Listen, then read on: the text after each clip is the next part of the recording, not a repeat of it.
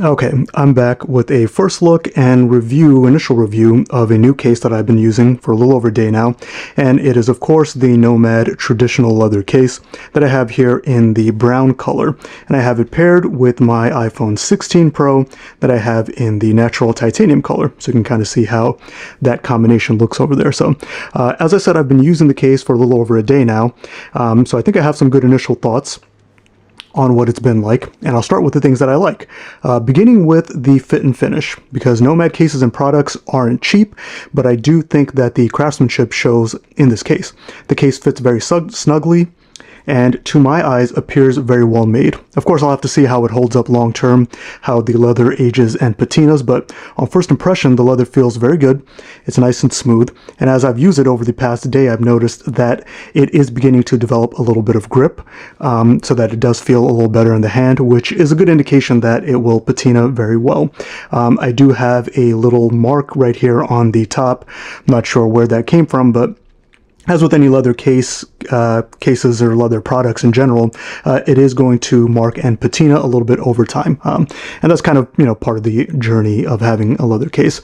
Next, I do think that the cutouts are all appropriate and line up very well. The speaker holes and the port for the USB-C port are all nicely done. So Nomad have done a good job with that. And there is a black accented ring around the camera cutout that protrudes out a little bit, and that protects the camera lenses on your iPhone.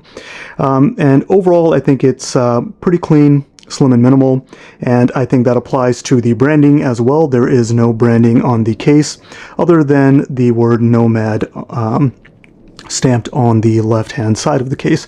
But what I really love so far in my first day of usage of the case are the buttons that Nomad have chosen, because these buttons are fantastic.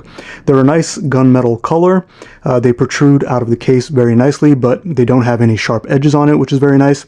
And the best part that Nomad have done, which I think more case makers should do, is that their action button and the power button are textured. They have little ridges on them, which make them very easy to feel out and just very wonderful to click. They haven't, makes it nice and tactile and very satisfying. And they do have a little bit of a click to them.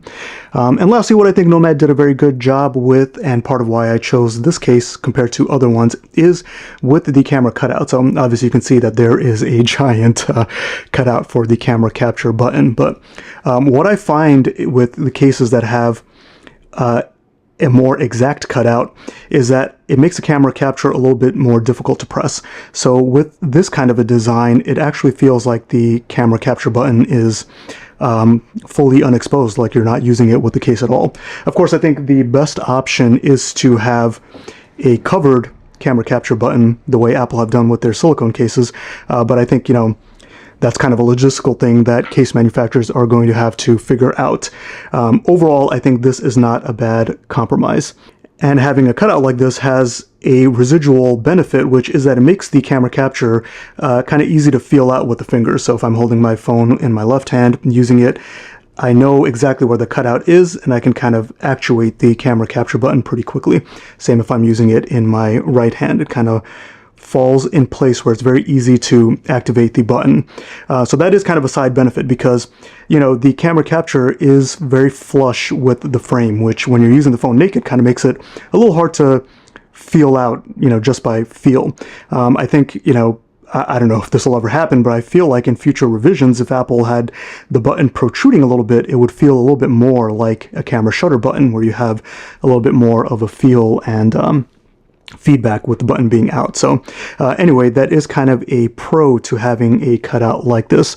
So overall, I do like Nomad's choice, and I do like the case. So how about any drawbacks in my first day of using the case? So there are some minor things that I've noticed that, could be considered drawbacks. For one, the case itself is pretty slim, which I do like. That is kind of something that I want with leather cases. I want it to be, to have a slim profile. But if you are looking for a case that has a deep lip on the screen to protect the screen, this case isn't it. In fact, I use a screen protector, and the screen protector and the lip of the case is almost flush. So you might lose a little bit of protection on the screen in that regard. So it's just something to know. Most leather cases are pretty slim, and not the best if you're looking for a case with the most amount of protection. The other thing that I will mention is that the buttons, while I love them, the power button and the action button are great with the texture and the clickiness. On my case, the volume buttons actually are a little bit soft and kind of mushy. They're still very easy to press, and they are separated, so they're easy to feel out with the fingers, but it just doesn't have the same kind of click and tactile feedback as the power button and the action button. And I do believe that's because on the inside of the case, the buttons are on one piece, so they kind of click on one piece, whereas the power button and action button, of course, are, floating alone on their own. It's a minor nitpick, and of course doesn't affect the usage at all, and I'm optimistic that maybe over time those buttons will soften a little bit. And then lastly, I will just mention the price. Right now, Nomad sells this on their website for $60, and with tax and shipping, it came out to a little over $70. And even though I think that is pretty competitively priced compared to other leather case makers, I still don't think that that's a very cheap case. I mentioned the Apple silicone case before, and this I got on sale on Woot recently for only $30, so less than half the cost of the Nomad case.